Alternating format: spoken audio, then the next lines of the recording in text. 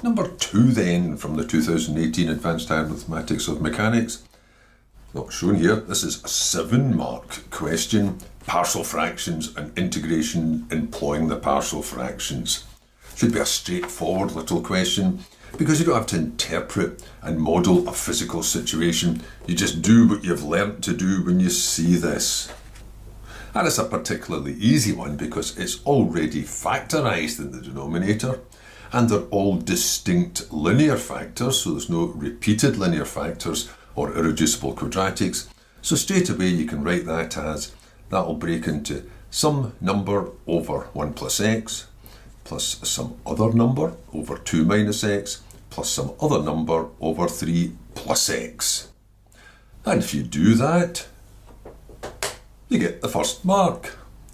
Now the rest of the marks are obviously for finding the values of a, b and c, and there's the 4 marks in the first part. So, first of all then, this isn't an equation, it's an identity. The two sides are identical for all values of x. All values of x that are allowed, not mention that again. So the way to do this is to equate corresponding parts. You could say multiply it out, but strictly speaking what you're doing is you're adding this back into a single fraction again so you can compare numerator with numerator. And if you do that, which is effectively the same as just multiplying it all out, you'll have this. A will have to be multiplied by the other 2 factors there. B would have to be multiplied by those remaining 2. C would have to be multiplied by these remaining 2, since it's already got this one for that common denominator. That's 3, oh, I've just put that in. Whoops. So that's 1 plus x times 2 minus x, and that should equal this. I'll just write it the other way around, I think. 5x squared plus 6x plus 13. Now, since you've got distinct linear factors, you can just use knockout values here. Again, I'll say no more, so I'll choose the obvious ones. If I want a, then I'm going to use x equals -1, because that'll knock out the b and the c. So that means I'll just put all the parts in. So with a -1, that'll be a 3 times a 2a would equal, and then on this side you've got a 5 minus a 6 plus a 13. So that's 6a is equal to 12. So there's the first one, a is 2. That's a mark.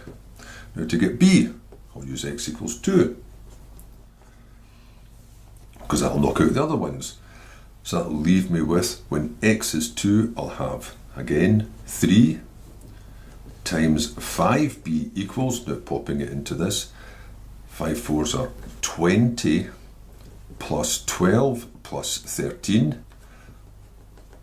So that's 15b equals 45. So that's a nice one as well. That's exactly 3 of them. So b is 3. There's a mark. And to get c, I'll use x equals -3. So that will leave me with, oh, look in the wrong place here. Now, -3 means that's a -2 times a 5c will equal, then on this side, that'll be 5 9s are 45, minus 18 plus 13, so that's a minus 10c, will be, for this one, 40, which means c is -4. And that's the last mark. Now you just put it all together. So that means effectively it's equal to 2 over 1 plus x plus 3 over 2 minus x. I'll just put the minus out here. Minus 4, instead of plus -4, I'll just put minus 4 over 3 plus x.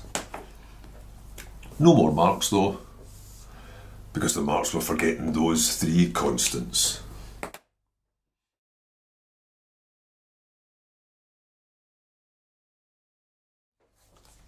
So for part B then, show that the value of this definite integral, which is of course the same expression as in part 1, is equal to this simple little expression, log n a over b, where a and b are positive integers. Well, you're going to replace this with its equivalent in fractions. So it'll be integral from 0 to 1 of, and then you just pop these in. Oops, remember that's all times dx. Now there's 3 marks left, not quite getting a mark just for replacing that with that. The marking scheme says rewrite it as that and start integrating it. Well, they're all the same. Each of these terms with a linear denominator is a log. That's 2 of these. So you've got 2 ln 1 plus x. Now you already know the values you're going to put in, but prior to putting them in, you have to make sure that this little term isn't negative, because you don't want to be putting a negative term into a logarithm, because then it just explodes and you don't want an exploding log on the room. So you get the first mark actually for doing this, doing the first integration. Now the next one, I'm not going to put the sign in here, that'll be 3 lots of log 2 minus x. But it's a function of a function, chain rule. The derivative of this is negative 1, it didn't matter there. So you need to divide by negative 1, so I'll make that minus. The last one's minus 4 anyway. ln of 3 plus x. That then gives you the second mark. Now the next mark then is going to be for evaluating it all. So I'll pop this all inside its evaluation. Maybe I should have done that first. So there's actually loads to write out for this final mark. So I'll just put them all in. So starting off with this, when x is first of all 1, that's 2 ln 2, that's positive, so that's okay. Minus 3, and that's going to be ln 1, well ln 1 is 0. Minus 4, I've lost the place, ln 4. Minus, now do the same with zeros. 2 ln 1, well that'll just be 0. Minus 3 ln 2, and then minus 4 ln 3. Substitute, so that's the substitution, but you're still not getting anything for that until you put the final answer down. Well, there's a couple of these, you know they come to 1. You know you're going to be adding these logs anyway, so you'll be multiplying and dividing the operands there. So when you multiply and divide by 1, it makes no difference. But anyway, in the first place, ln of 1 is 0, so those terms aren't there. So what I've got is this now. I'm going to be adding all these logs together, so I'm going to pop those numbers at the front, those factors in as powers. So that's going to be ln of, now it'll be a big thing. It's all going to be positive, so I don't need my wee safety blanket here. So that's 2 to the power 2 minus, so this one's going to go underneath, and that's 4 to the power 4.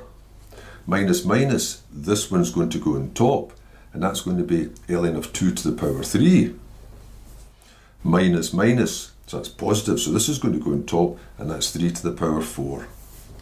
Almost there. Well, there's no factors of 3, so that 3 to the power 4 is going to stand. So that's going to be 81. 4 to the power 4 is the same as 2 to the power 8. There's power 5 on top, so that must be power 3 underneath. 2 to the power 3 is 8, and that again was 81, so there it is. That's the final mark.